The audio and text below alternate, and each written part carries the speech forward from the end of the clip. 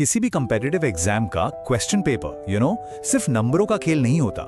ये तो असल में सफलता का एक ब्लूप्रिंट होता है। तो आज हम आरआरबी एनटीपीसी परीक्षा के एक पेपर को डिकोड करेंगे। इससे होगा ये कि भविष्य की रणनीति बनाने में काफी मदद मिलेगी।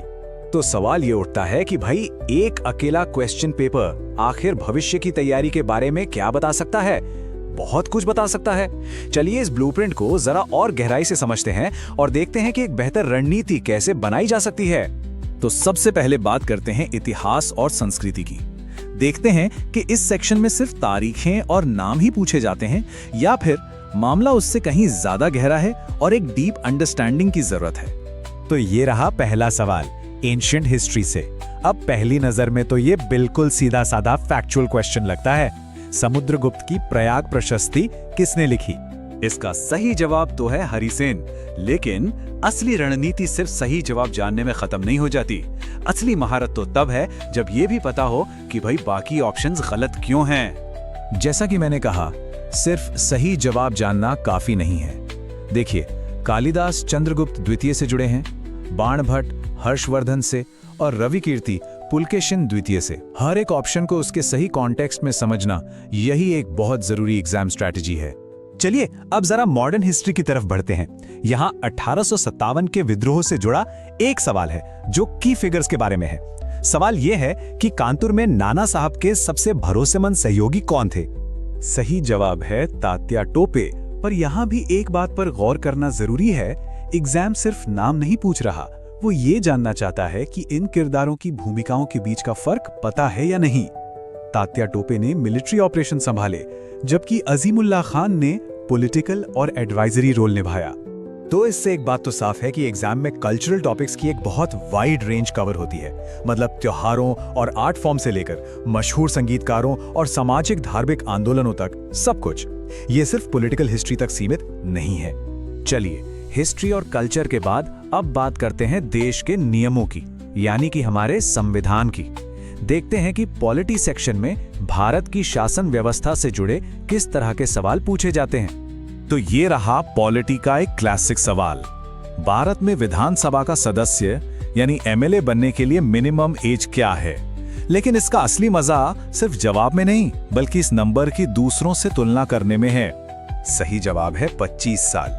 लेकिन जैसा मैंने कहा, यह संख्या अकेली नहीं है। तो चलिए देखते हैं कि बाकी इंपॉर्टेंट कॉन्स्टिट्यूशनल पोस्ट के लिए एज लिमिट्स क्या हैं।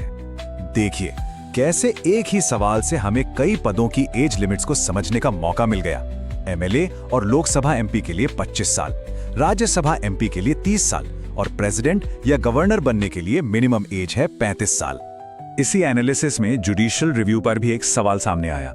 ये आर्टिकल 32 के तहत मिली एक बहुत ही इंपॉर्टेंट पावर है। इसके जरिए सुप्रीम कोर्ट सरकार के बनाए कानूनों और आदेशों की संवैधानिकता की जांच कर सकती है। चलिए अब बारी है साइंस एंड टेक्नोलॉजी सेक्शन की। यहां प्रैक्टिकल एप्लीकेशन और फंडामेंटल कॉन्सेप्ट्स दोनों ही बहुत जरूरी हैं। फिजिक्स से एक न्यूमेरिकल प्रॉब्लम पूछा गया था, जिसमें एक बहुत ही बेसिक फॉर्मूला टेस्ट किया गया। सवाल था, पानी के नीचे 20 मीटर की गहराई पर प्रेशर कितना होगा? अब इस तरह के सवालों को सॉल्व करने का सबसे अच्छा तरीका है स्टेप बाय स्टेप चलना। पहले फॉर्मूला पहचानिए, P = H × ρ × G। फिर दिए गए वैल्यूज को लिस्ट करिए और बस वैल्यूज को फॉर्मूला में रखकर कैलकुलेट कर लीजिए। इसमें गलती की गुंजाइश ही नहीं बचती। और अगर बायोलॉजी की बात करें तो एग्जाम में जेनेटिक्स के एक कोर कॉन्सेप्ट को टेस्ट किया गया, मेंडल का मोनोहाइब्रिड क्रॉस रेशियो। ये क्लासिक 3:1 रेशियो दिखाता है कि 75% ऑफस्प्रिंग्स में डोमिनेंट ट्रेट यानी प्रभावी लक्षण दिखेंगे और 25% में रिसेसिव यानी अप्रभावी लक्षण। अब एक बहुत ही दिलचस्प पैटर्न जो इस पेपर में देखने को मिलता है वो ये है कि एग्जाम कैसे स्टैटिक ज्योग्राफिकल नॉलेज को डायनामिक करंट अफेयर्स से जोड़ता है। देखिए, एक तरफ तो इक्वेटर जैसे परमानेंट ज्योग्राफिकल फैक्ट के बारे में पूछा जाता है और दूसरी तरफ इंडिया और रशिया के बीच हुए रिलॉस एग्रीमेंट जैसे ताजा स्ट्रेटेजिक डील्स पर भी सवाल आता है। इससे ये साफ है कि ज्योग्राफी को करंट इवेंट्स से जोड़कर पढ़ना कितना जरूरी है। तो इस पूरे क्वेश्चन पेपर को डिकोड करने के बाद एक इफेक्टिव स्टडी प्लान के लिए आखिर मेन टेक अवे क्या है? मतलब एक विनिंग स्ट्रैटेजी कैसे बनाई जाए? तो देखिए, सबसे जरूरी है कंसेप्चुअल डेप्थ, यानी सिर्फ क्या नहीं क्यों को समझना। दूसरा, स्टैटिक नॉलेज को करंट इवेंट से जोड़ना।